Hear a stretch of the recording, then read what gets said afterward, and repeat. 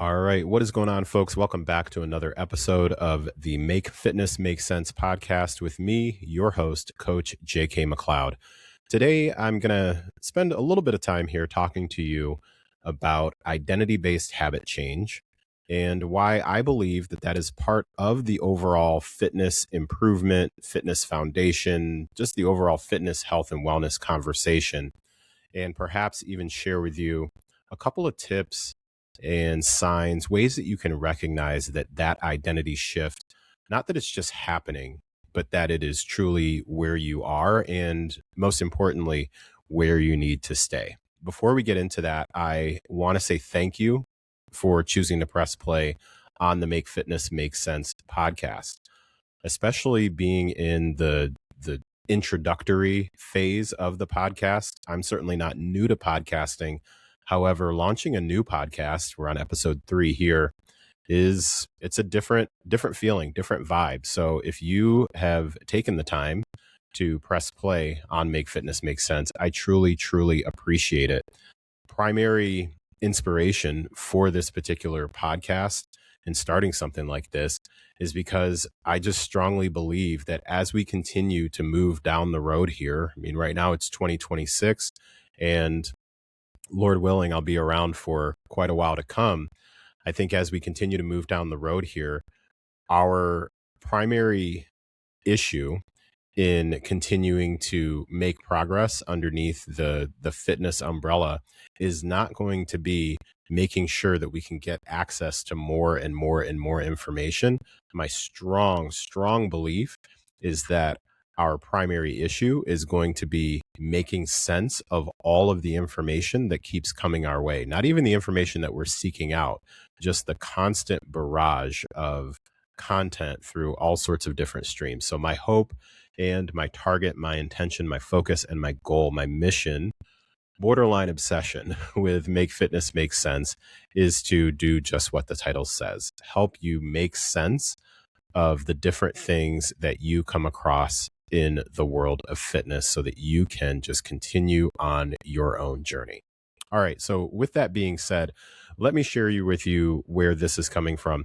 And full disclosure, I do not have an outline put together for this particular episode. I am coming primarily straight off the dome. I have a few notes that I jotted down that they're not even any semblance of an order at all. They're just random things that I thought about as I was thinking about this particular topic. So really, that's the best place to start is why is this even a conversation? Why is this a topic? As with many of the topics that I have covered in the past on the Help Me Understand podcast and that I have covered already here on Make Fitness Make Sense and will continue to cover, this is front of mind based on comments and content that have been coming my way for a number of years now and really have picked up more steam recently. And the identity-based habits and the importance of an identity shift is something that has picked up more steam for me recently. So first, to give you a little bit of context here, where the frame for identity-based habits formally came into my world was after reading Atomic Habits by James Clear. For those of you who are not familiar with that book, it's a book that was released, I don't even know the exact date, but a few years ago now. I believe that I read it in 2020. Yeah, that sounds about right. I read it in 2020 or 2021, I think, while I was doing either a first or second round of 75 Hard. And I immediately identified with a lot of the concepts in that book and have continued to go back as I'm doing now and reference different concepts from the book because a primary message that I pulled from that book is that more often than not, folks go about implementing habits the wrong way. More often than not, when someone is trying to implement a habit, they're looking at it in terms of it being a series of steps and a checklist that if you do these particular things, you will get this particular outcome. And then that's what you need to do. And that will stick and you're good to go. So once you do these specific steps, let's say that weight loss is the goal. So you put these particular habits in place and then you lose the weight, and then now you're good to go. You just follow that. And now the habits, those are now your habits. And the premise that I pulled from the book, especially in terms of the identity based habits piece, is that that's not the best way to do it, the best way to build habits, because eventually you fall off because there hasn't been an actual shift in how you identify yourself.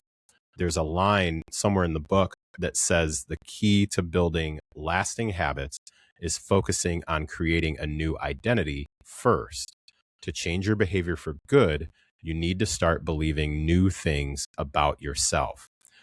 So, an example that I believe I remember was in the book was referencing, instead of talking about I work out, that I just want to be, I want to be somebody who loses weight. You identify as, okay, I want to be a fit person, and then you start putting in place the habits and the actions that a fit person would take. So you shift your identity as someone who is fit, someone who works out, someone who cares about their health. You shift your identity to that. And then that is how you make those habits stick, because not only have you followed these particular steps or have you checked these particular things in along the way, you have identified or you've shifted your identity in how you see yourself, how you talk about yourself. I think even I remember one of the examples being someone who, instead of saying, I'm trying to quit smoking, they say, I'm not a smoker.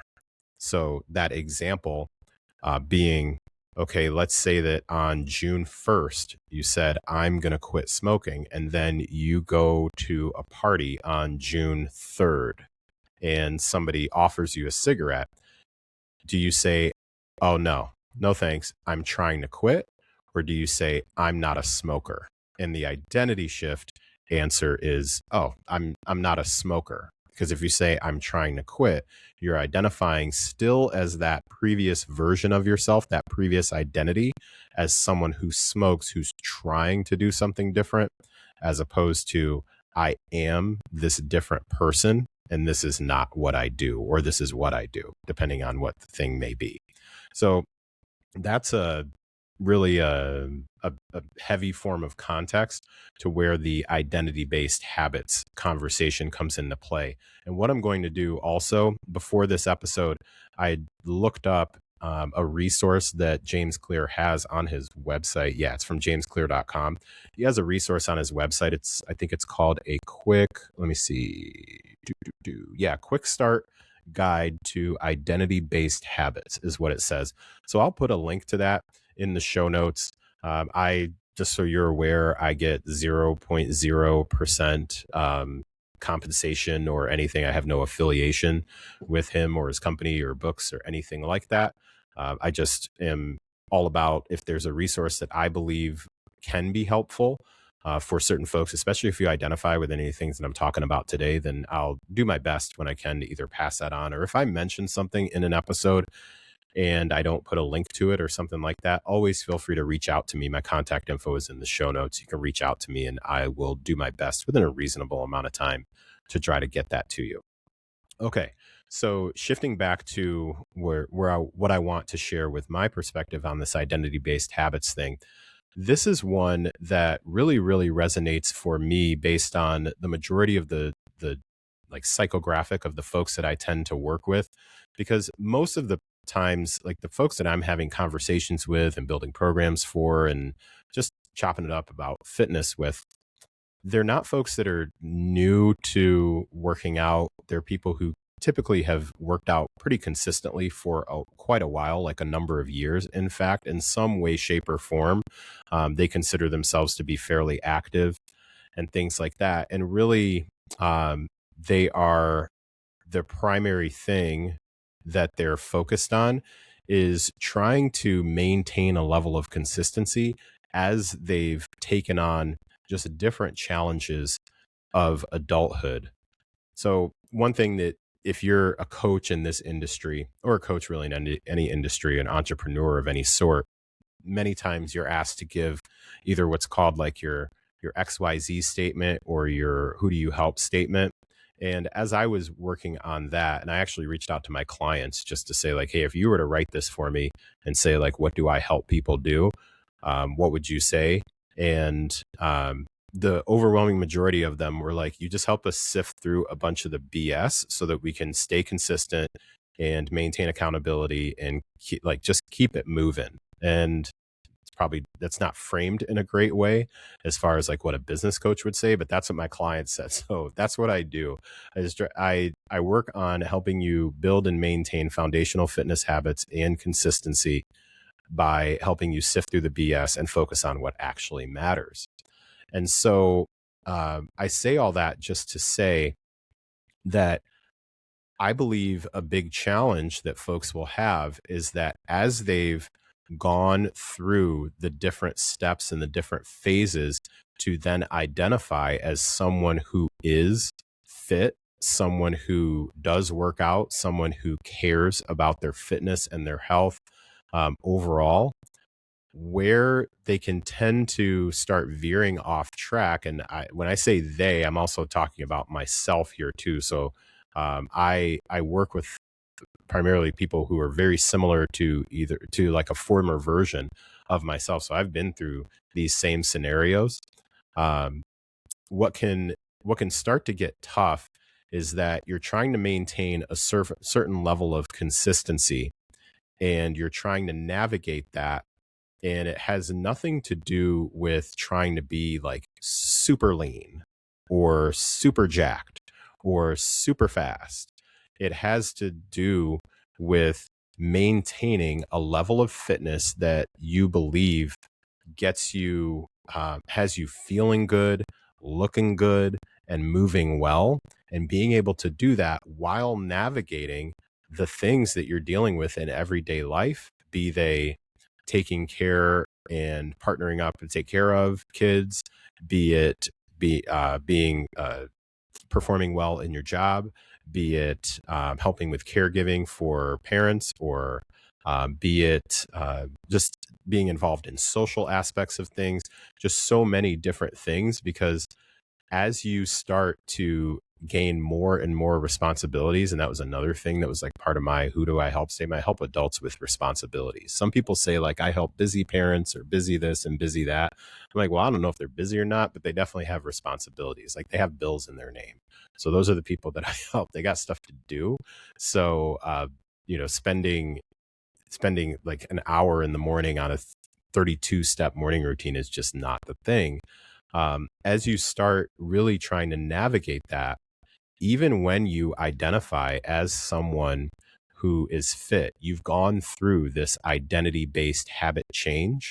What can be really challenging is that you get to a level where you're just not feeling very comfortable as that person, because again, you're still seeing all these different things about here's the thing that you're missing, here's the thing that you are not optimizing, whether it's, are you optimizing your sleep? Are you optimizing your cortisol levels? I just did an episode on that. Are you, the new term now is maxing. Everything's maxing. Are you sleep maxing? Are you protein maxing? Are you workout maxing? Like all these different things. So regardless of how solid you feel in that new identity, and maybe it's an identity that you've had for a while, I want to acknowledge that you are still going to have those feelings of, well, shoot, am I actually this person right now? So it's almost like a question of identity. Like, when you were maybe in your 20s, maybe you would go out to a bar and you'd give them your ID, and then they'd look at you like hard and maybe like ask for a second form of ID because they weren't quite sure, like, is this you?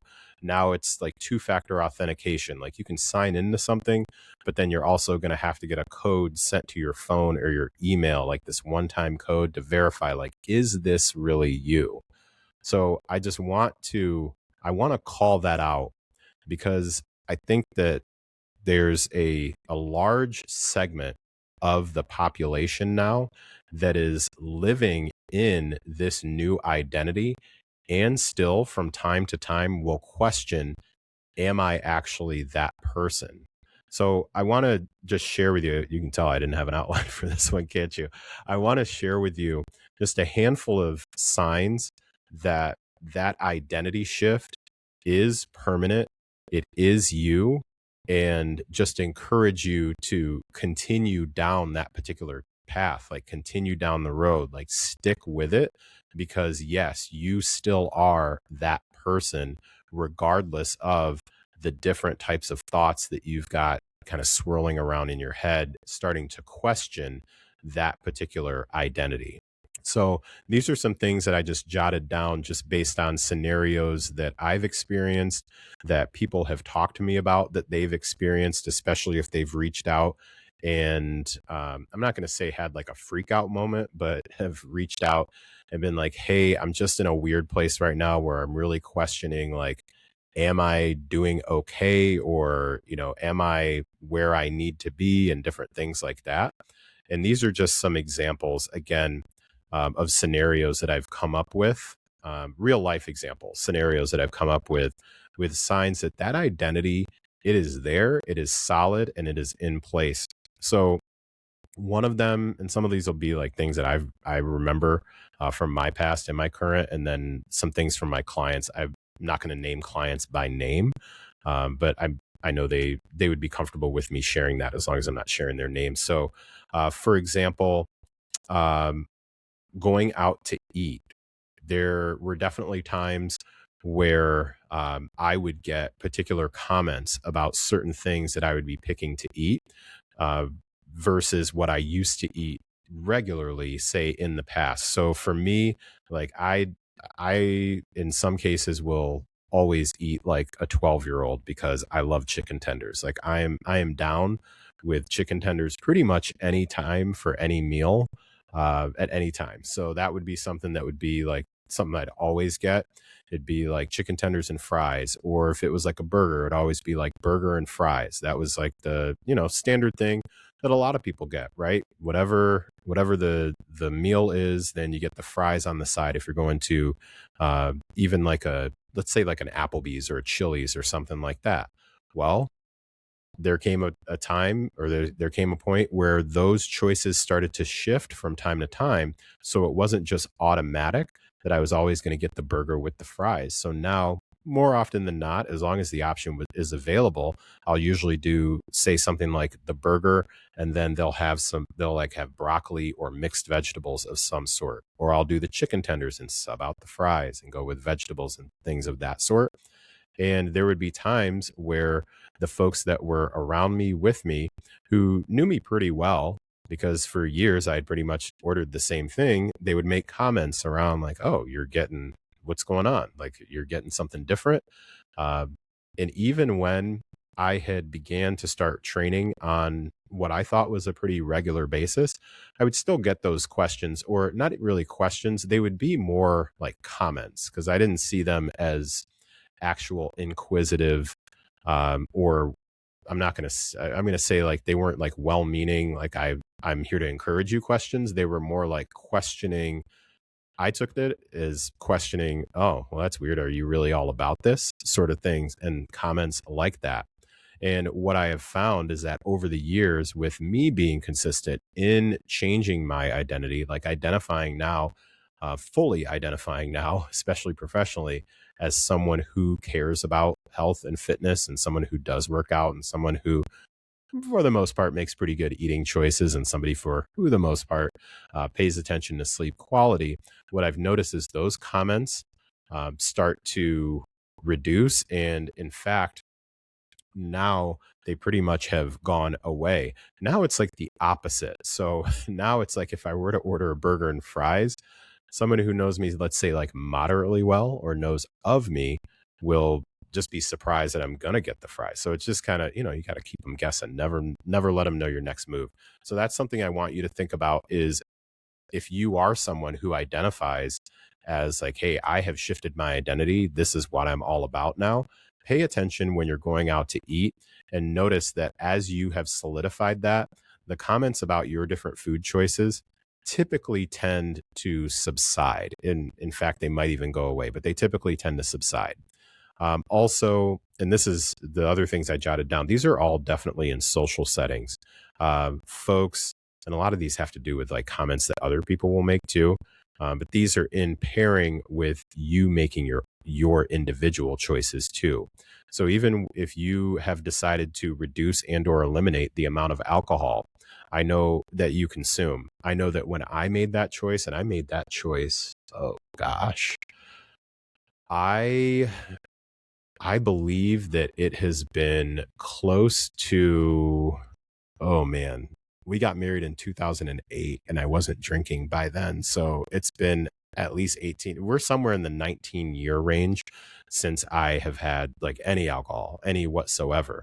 And mind you, that when I made the decision to stop drinking alcohol, I also was still working at a bar. I worked at a bar as a second job for, I think, 9 years. I mean, a long time, and made the decision to no longer consume alcohol. So those first, I wouldn't even say few weeks, it was like few months. Um, those first few months with still going out and still, hanging out at the bar, like working at the bar, naturally, like I'm gonna say naturally, this is just part of bar culture. Like after the shift is over, you're getting your stuff done and then everybody kind of sits around and you have a drink and whatnot. And that was something that I would still sit around, but I'd sit around and either have like a Red Bull at the time or water or some sort of soda or something like that. At first you get those comments, and then after a while it starts to subside. You may even get that person that tries to offer you another drink, and then you notice as your identity has cemented, it's truly like that shift has happened. You will notice that, like, let me ask you that, have you noticed that the when you say no thanks, not drinking tonight, it it no longer becomes like this long drawn out conversation or that person making a comment to somebody else or anything like that. It's just the simple no thanks, I'm not drinking. All of a sudden that's good enough.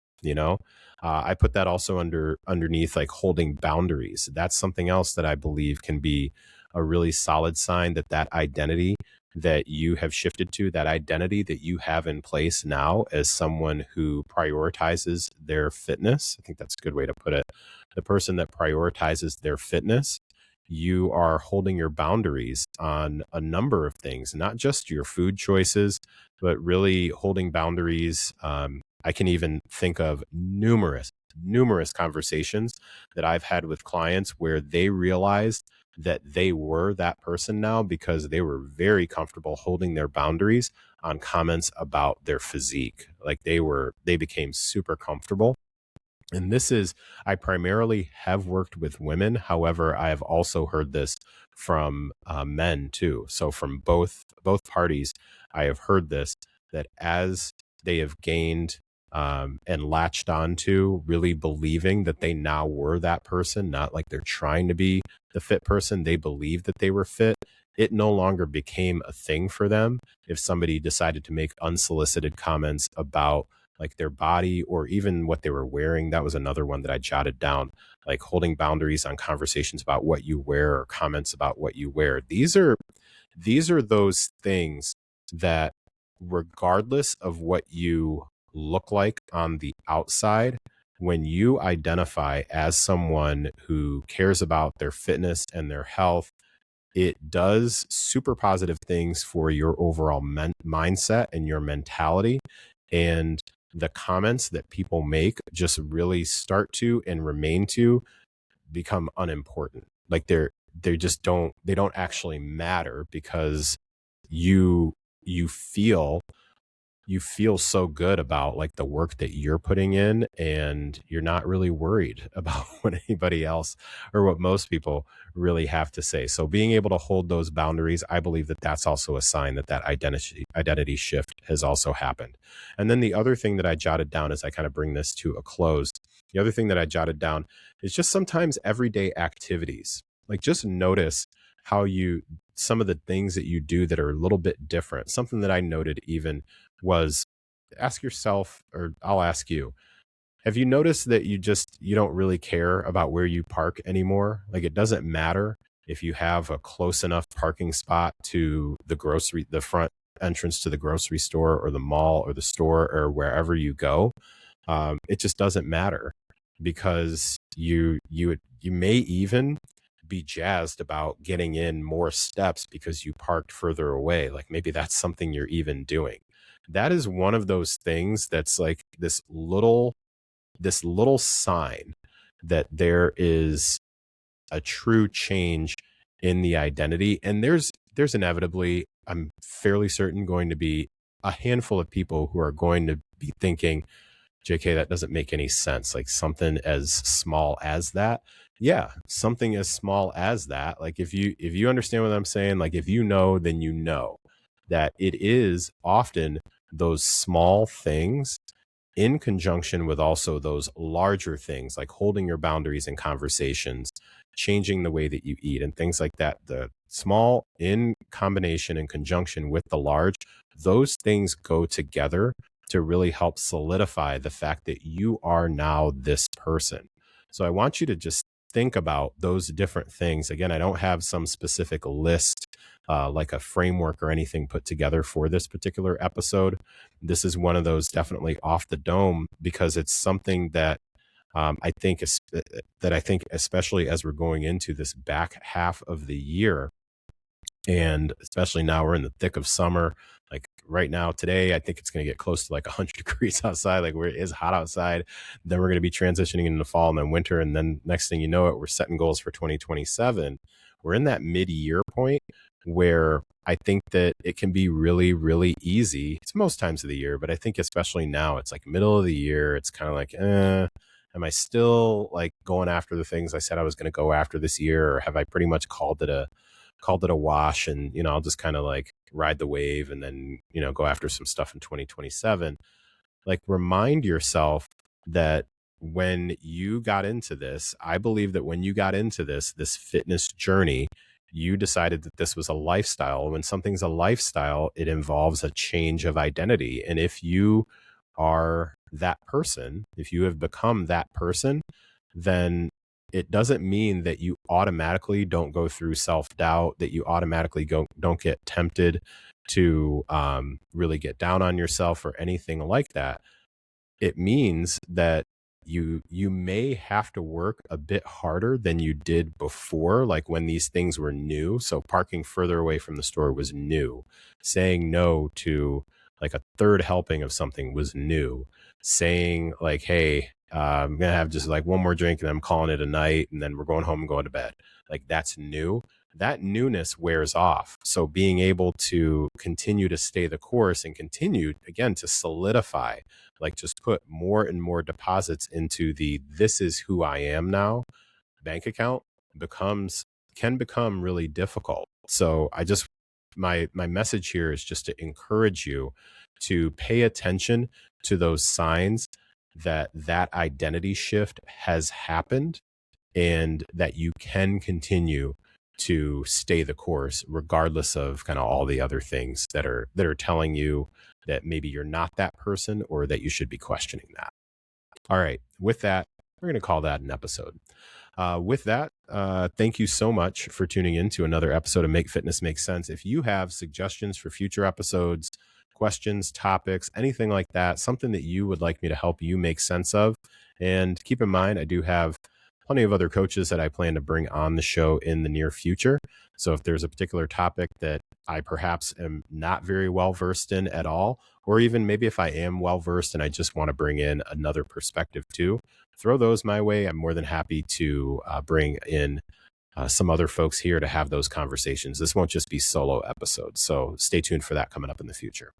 All right. Again, thank you so much for being here. I really, really appreciate it. This has been another episode of Make Fitness Make Sense. Take care, and I'll talk to you next time. Bye now.